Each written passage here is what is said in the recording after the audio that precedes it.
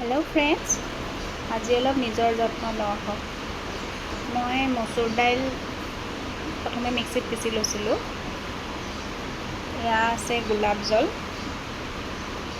অলপ গোলাপ জল দি পেলাই তাতে অলপ গাখীৰ দি দিব। তাৰপিছত মুখত এনেদৰে সানি দিবচোন। তাৰপিছত যেতিয়া অলপ স্কিনটো টাইট নিচিনা ফিল হয়, মুখখন ধুই দিব। তাৰপিছত চাব, এনেদৰে সপ্তাহত এবাৰ কৰিলেও হয়। স্কিনত যদি কিবা পিম্পলছৰ দাগ বা কিবা দাগ থাকে, সেই দাগখিনি গুচি যোৱাৰ লগতে ছালখন উজ্জ্বলো হয়। কৰি চাবচোন এবাৰ, ভাল লাগে। এয়া মই লগাই ল'লোঁ। অলপ সময় পিছত ধুই দিলোঁ। এয়া মুখখন চুইও ভাল লাগিছে আৰু স্কিনৰ অলপ উজ্জ্বলতাও আহিব বুলি ফিল হৈছে আৰু।